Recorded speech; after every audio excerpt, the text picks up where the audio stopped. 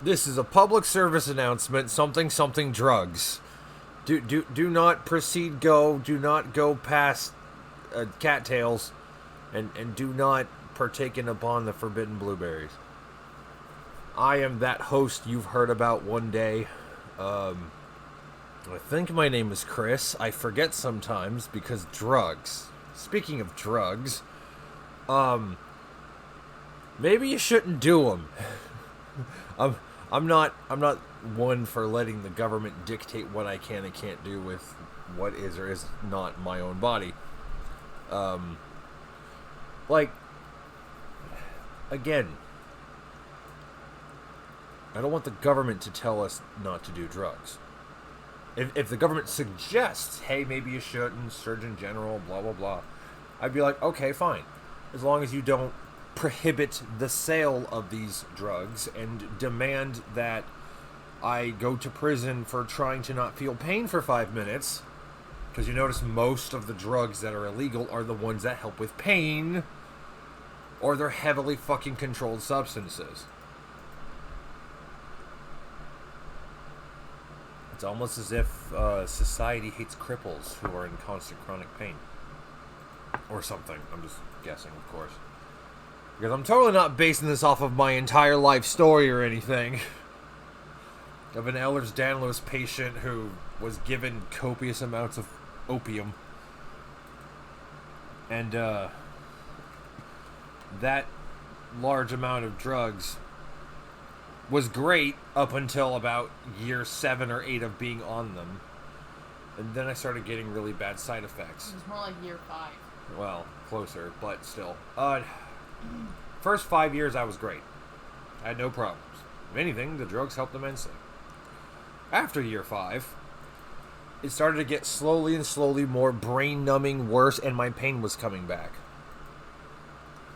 What they should have done, if the government actually gave a fuck about its citizens, it would say, okay, you were on them for 5 years, these are opiates, we'll wean you off and wean you back on so it's fresh in your system and your tolerance went back to normal and you're back to being a human being. And then put me back on it. That's what they should have done. That's what would have worked. And it would have gotten rid of all the weird, fucked up side effects I hated having on the opium. But they didn't do that. Because... No, you still would have had the symptoms. Well, somewhat, but to a much lesser degree than what I was getting. Okay, but... You know. You're doing a lot better on what you are now. Well, I'm not saying I'm not, woman. I'm just explaining the situation at the time. Now I'm actually doing really great, mentally speaking. Although I have to be on a shit ton of fucking different various medications, including honey, cannabinoids, and CBD oil, and a bunch of other stuff. But at least I have a working brain. Yeah, So... plan on starting to something else, and you get rid of a lot of this stuff. Yeah, no, yeah. And just finding the right pain med is a fucking chore, let me tell you. Yep. Yeah, so, for those who are unapprised, Ehlers-Danlos syndrome is a connective tissue disorder where your collagen is on vacation. Your collagen does not work the way it's supposed to. It's caused by a faulty gene in the genetic code, which is in the same family of diseases because it's the same genetic code as brittle bone disease. They are literal sister disorders. They both affect the same genetic tube. It's just different parts of that tube that are affected.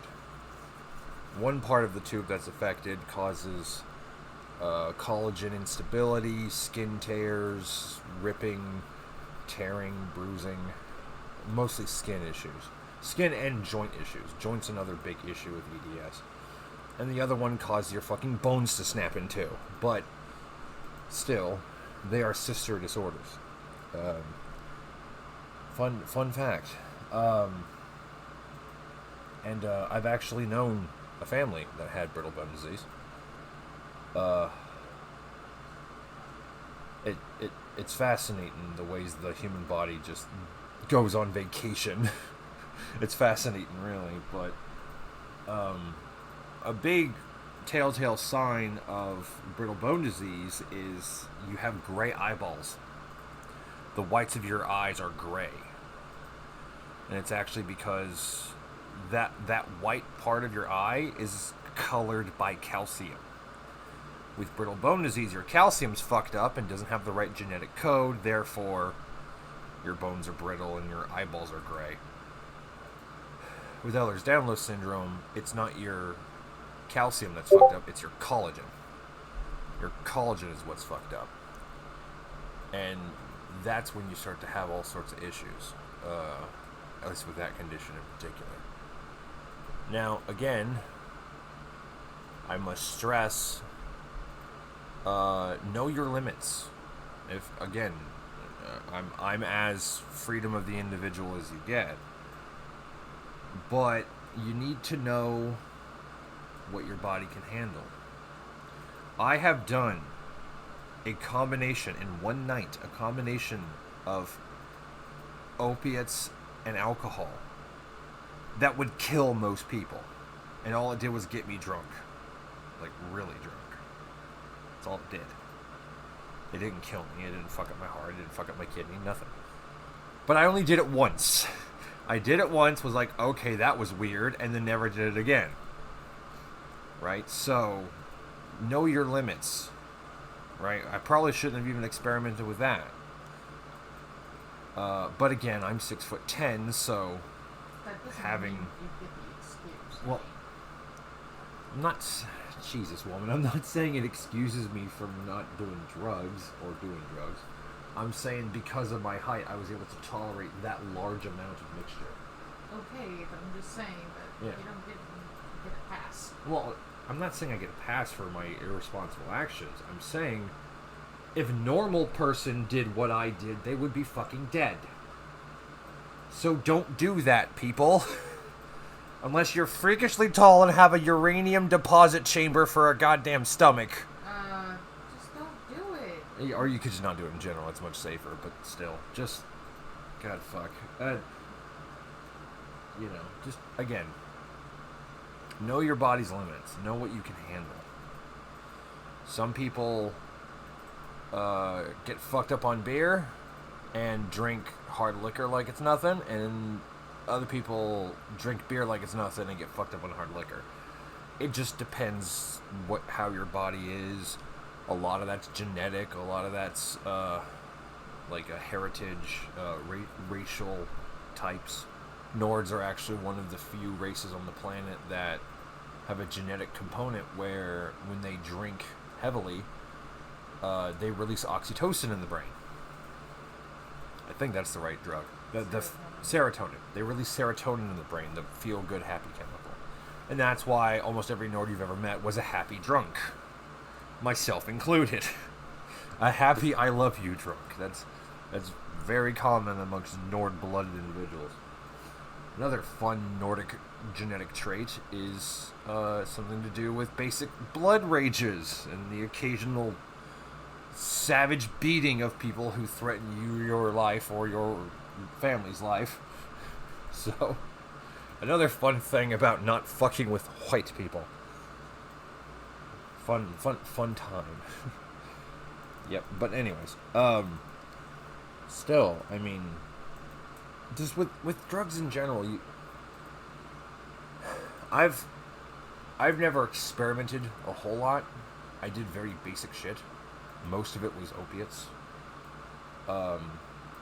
So opiates and occasionally marijuana, because I lived in California and that was kind of normal there at the time. Still is. And as well as alcohol. I have to mix a lot of that stuff in order to actually get the effects of alcohol. Because normally if I'm not on any pain meds at all and it's just alcohol, I can drink the whole damn bottle and not feel a thing. Again, I'm a giant Nord. What do you expect? But still, just know your limit, know your height, your weight. Doesn't fat absorb alcohol or make you less prone to it? I forget. I don't really remember. I forget which direction it goes, but to my knowledge, if you're fatter, then it tends to affect you a different way. I forget if it's more severe or less severe. I don't remember. But I know if you're tall and lean like a fucking pariah, then there's a chance you're gonna burn through a lot of shit. That's usually that body type. So, but still,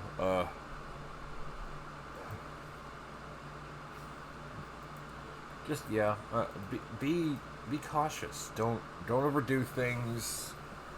It's best that you don't do drugs. That's your best bet. That's your safest bet. Yet that's not entirely realistic. One, people like having a good time, and apparently drugs do that. Apparently.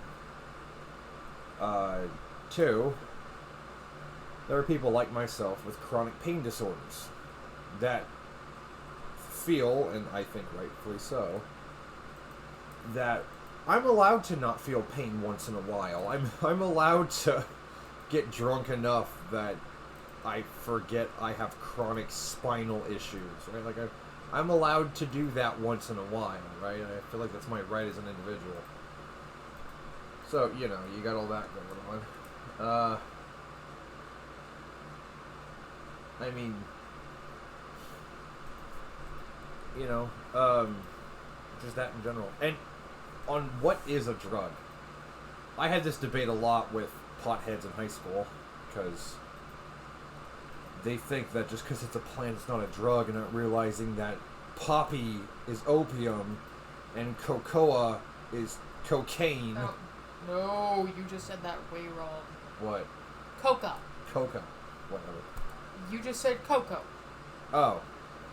As a chocolate? Yeah, it's basically the pre-form of chocolate. Oh, okay. It's before it's fermented. Jeez, you weirdos. Is that why chocolate's so butt fucking expensive? Because we have to ferment the shit? Well, it's well, okay, so to make basic cocoa... Yeah. You essentially have to take the cocoa bean, crack it open, you take out all the seeds, and you kind of just let that ferment. Okay. And I don't really know the process, so I'm going to probably say it completely wrong. Yeah. But the thing is, when that's going on, you know, you basically let it ferment, and I'm way too distracted for this. Yeah, no. Holy fuck. Okay. When it's fermenting, there is two different names. The cacao plant is what it is before, the cocoa is what it is after. Yeah. Is basically what it is. It's like, one's before fermentation, one's after. Okay. Now, the coca is not what that is. Yeah. It's just a green leaf that has funky properties. Cursed Latin America having similar words for totally different things. However, I will also point out that chocolate also has a similar compound in it, similar to cannabis. Yeah. I'm not even joking. You can literally smoke chocolate and possibly get a high. I don't know if you should test that. Don't test that. Don't try this, kids at home, you know? The I would not test that, but that's what I've read. Yeah. Don't do it, though, please, for the love of God. According to unspeculated sources, you know. Oh, my lord. I mean, shit. Fucking. Yeah. Again, look, what is a drug? I mean, you know, you got the typical drugs that everyone's aware are drugs. Most of them are street drugs. Cocaine, crack, meth, you know, the street drugs that may or may not have been dispensed by the FBI in certain communities we're all aware of. Fun times. And also you have the not-so-known drugs. And the not-so-known drugs would definitely be weed, because everyone is confused whether or not that's a drug, because it's a plant. That is pothead cope. That's all that is. That is pothead cope. They don't want to be drug addicts, but they're addicted to weed.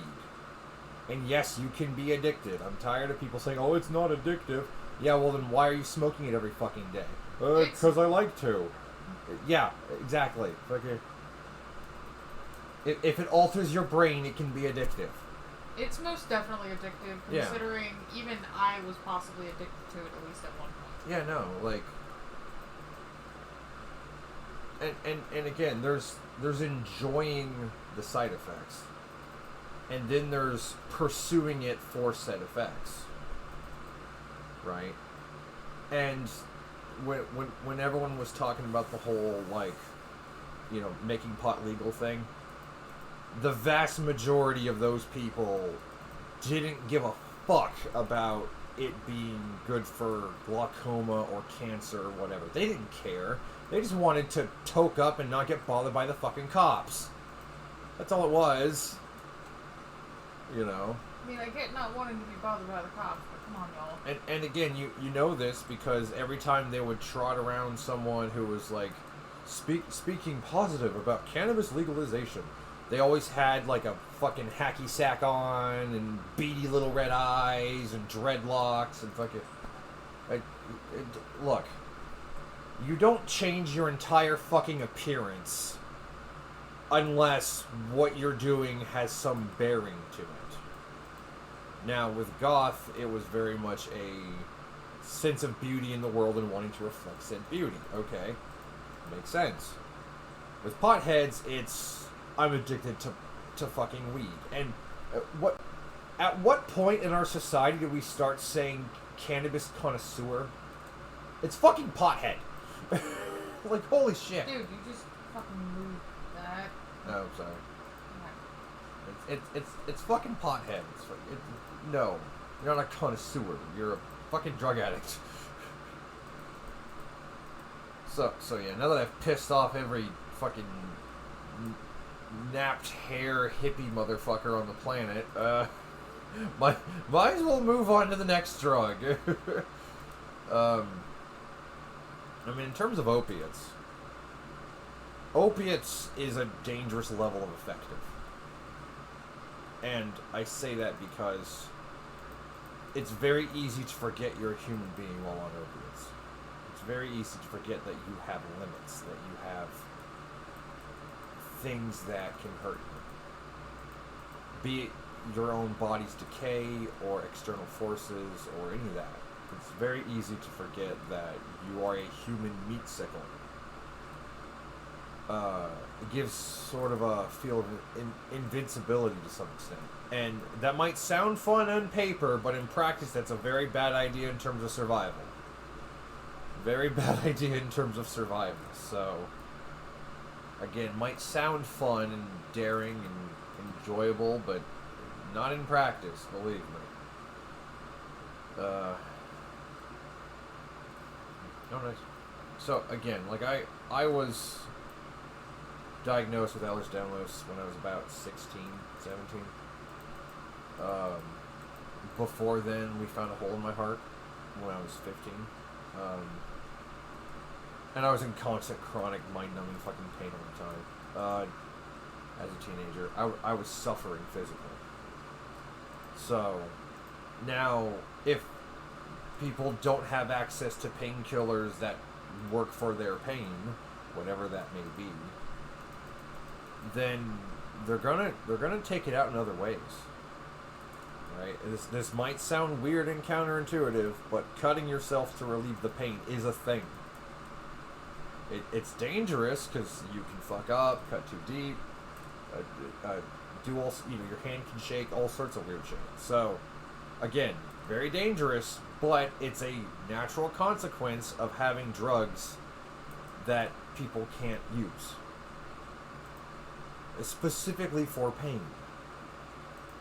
Look, if people want to do drugs because they want to throw their life away, that's their decision.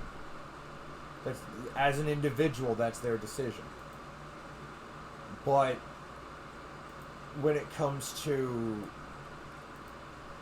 drugs that help with the horrid pain you have to experience because your genetics are backwards, All of a sudden, the government's got to get involved, and we got to do this, and we got to figure that out, and we got to fucking, we got to censor this and make this a Class A substance. I'm like, holy fuck.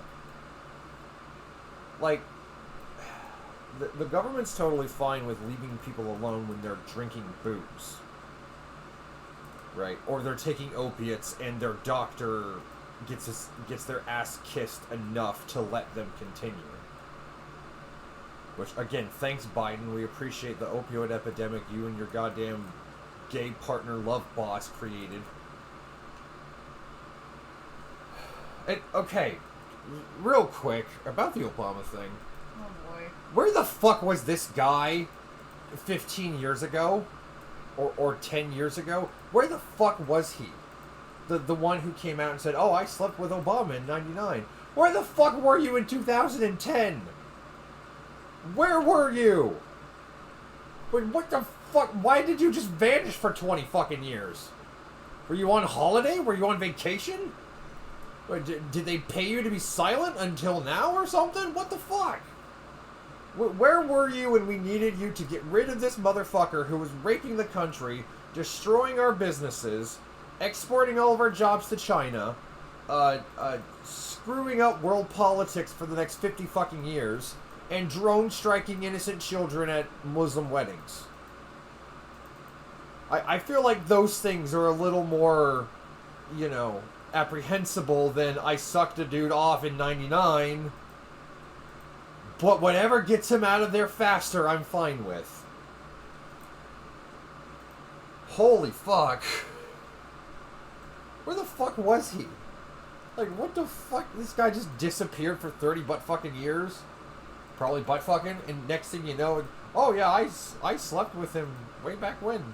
Now that it's come out that, you know, he fantasizes about big flopping dude dick, but of course Obama with his assured mental forays into the intellectual sphere, he has assured us that, well, I'm not gay, I just fantasize about big flopping dude dick.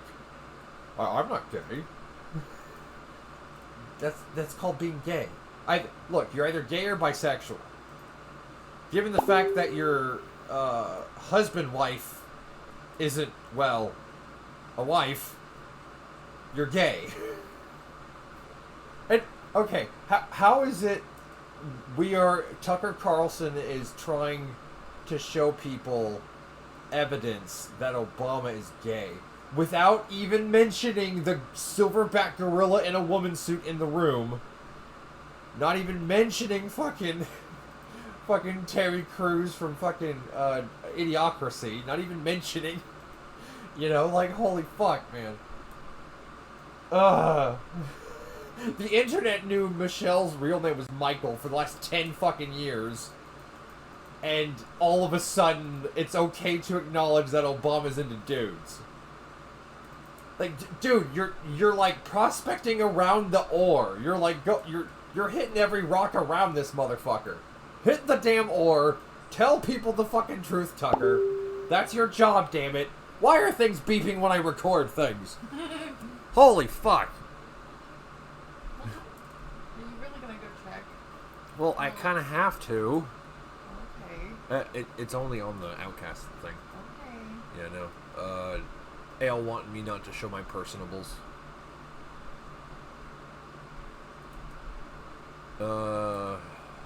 Yep, that's Sean.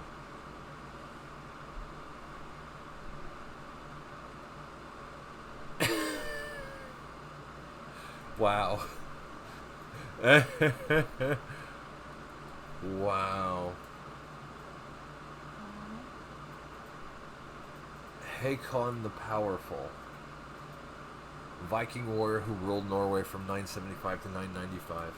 Earned the title Hakon the Powerful. So naturally, Netflix made him a black woman. Oh my god. Hold on. I have to check. I have to check something and know it's not an early life section.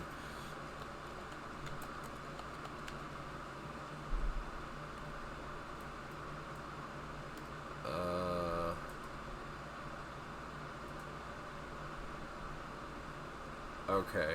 I have to I must learn. I must learn live in a recording.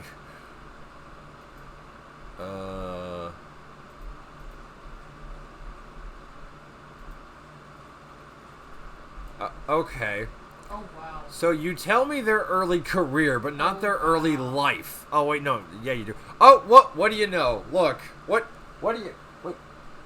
God damn it, Chris. Well, I was... You know I'm doing stuff. This is the guy that invented Netflix. Look at the... I know. Oh my god. I swear. Pattern recognition is a horrible monster. I swear. It is a demonic Chihuahua Chupacabra demon spawn hybrid that keeps telling me, check the early life, Christopher. You know it's there, Christopher. And I'm like, I know it's there.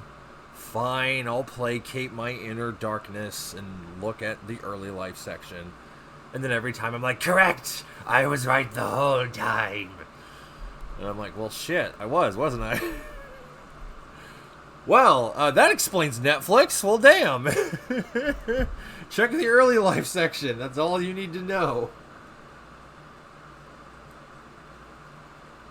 Pretty soon, the phrase early life is going to be banned on Facebook. How much you want to bet? Pretty soon. What? Holy biscuits. Can I just say for the record, Elle's really good at tower defense games. I'm really good at what the fuck are you talking about? Wow. Bloons is kind of the peak tower defense game, honestly. It just... Part of it's because Bloons has a charm to it. It's a charming game. It's you know, it's monkeys fighting balloons. Like, there's charm to that. It's like a kid-friendly charm thing. Yeah, no.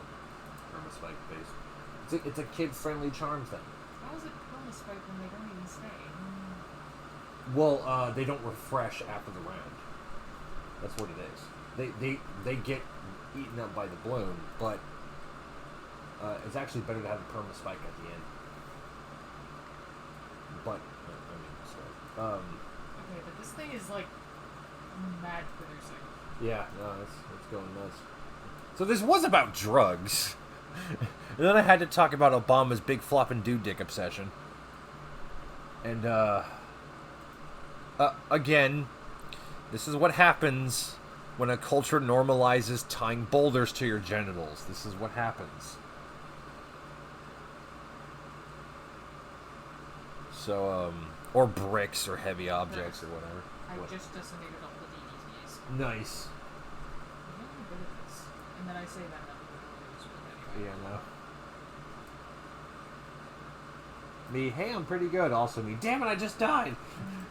No, seriously. Yeah, no. It's like peak gamer luck. Like, it's peak game luck.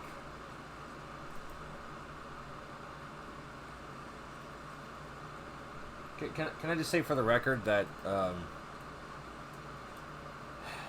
gaming was much safer to find a female partner of that persuasion before the iPhone? Can I just say that for the record? Because then the iPhone came out, and all of a sudden normies were playing games, and everyone games on their phone, so it's not that weird to game on a computer that you actually know how it works. And it just kind of evolved into that. And on top of that, you had Big Bang Theory normalizing nerd, making nerd a normie thing. That's all it did. Is it made nerd palatable to normies. And not in a way where normies would, like, you know, actually help out the nerd. No, in the way of they realize the nerd has skills and technical knowledge and everyone should game, even Jock McThundercock should be able to game NFL shit. So he gets the nerd to build him a fucking computer, treats the nerd like he doesn't exist unless he needs help. Well, unless the jock needs help from the nerd in terms of technical bullshit. And then, so what I'm getting at is it basically made nerds a serf class, is basically, it turned them into serfs. Like, holy shit. Why? Why, Big Bang? Why? But yeah, there's a bunch of things about fucking modern shows that are just atrocious. And the writer strike, them all, oh, we demand more work and pay and shit. No. You get nothing until you learn how to write something that isn't political drivel. As soon as you learn actual English and syntax, until you learn that, and none of this fucking, my graduate doctorate taught me these words. Okay, look. Children don't know the word oppression. That's not in child vocabulary. They don't know the word oppression. They don't know the word offended. Kids don't understand these concepts. Naturally, they do not understand them. If anything, kids are more akin to autists when it comes to telling the truth, if anything. And that's why they're glorious. But does no one remember that time on the internet when all the normies were making, like, obviously fake stories, you know, like, and then my son told him, no, we will not stand for Trump's National Socialist ways and his anti-Semitic remarks. He said that on a bus, and then everyone slow clapped, right? That was a fucking format for a while. People seem to forget this. That was a format for a while. Like, oh, jeez, what is wrong with you people? And then everyone slow clapped, right? Like, that the slow clapping was, yeah. Like, fuck, jeez. And then everyone clapped. Like, that's the same level of normie that wrote, this feels like blackmail. Of course it is, because you're black and male, lol. Like, it's... that the person who wrote that honestly expects more money. If you really want to know how far we had fallen, there you go. They actually expect more money. Like, sometimes strikes, if they're striking because of inhuman treatment or their wages aren't being met that were promised on start, I could see them revolting and striking and shit. Okay, that makes sense. But if they're striking for political reasons, or if they're striking just because they're being greedy, then fuck that shit. Get back to work. You know. Oh, I thought he was gonna die. Holy oh my god, dead! How did I survive? Fight like a man, you vegetable. Me to the cripple kid in class. You mean the cripple to the cripple? Yeah, you mean cripple on cripple violence? Yes. We are a crime statistic now. Cripple on cripple. Also, only cripples can say cripple. You don't get to steal our word. I'm gonna steal it. Our word that's actually the language our people invented. Unlike other forbidden words. I have adopted it because I'm married to you. Yeah, well, yeah, no, you get access to it because cripple by association, but... God damn. Holy hell. Speaking of, is Negro by association a thing? Ow! At least I didn't say the forbidden demon word. That's still technically a demon word to Benny. No, it's not. Negro is the scientific term, like negroid. So is hominid. So is Neanderthal. These are scientific terms. Did you lock him in the bathroom? Did I? I don't think I did, but I feel like I did now that I only hear him coming from one area.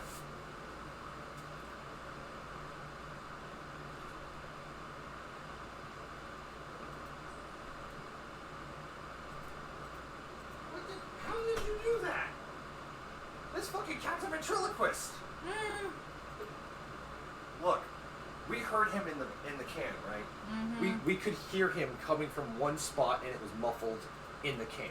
I open the door, nothing in there. I look around, no shadow.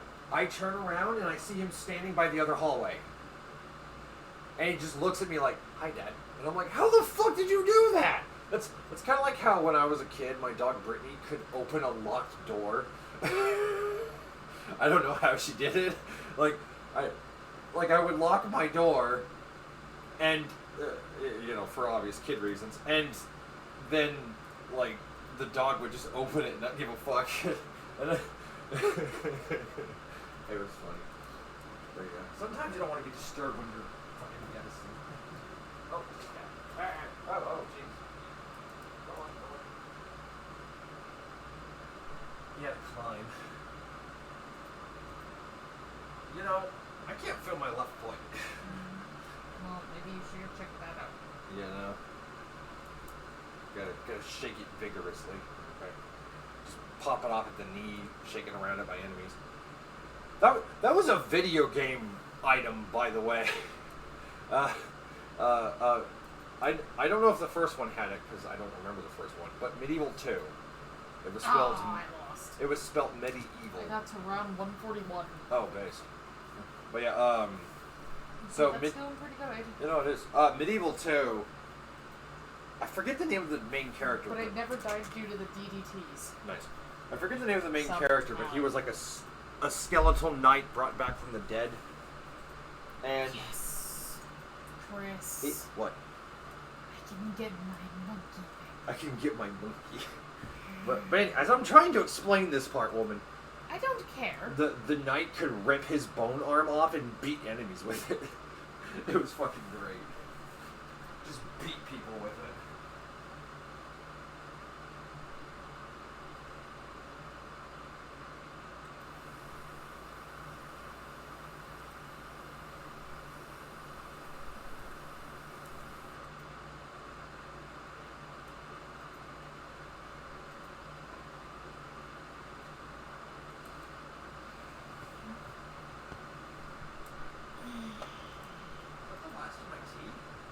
Yes. Oh shit. Okay, What the hell am I supposed to be doing? Well, I don't know. This man gives me things that I don't know what to do with. Nor do I know if anybody can hear me.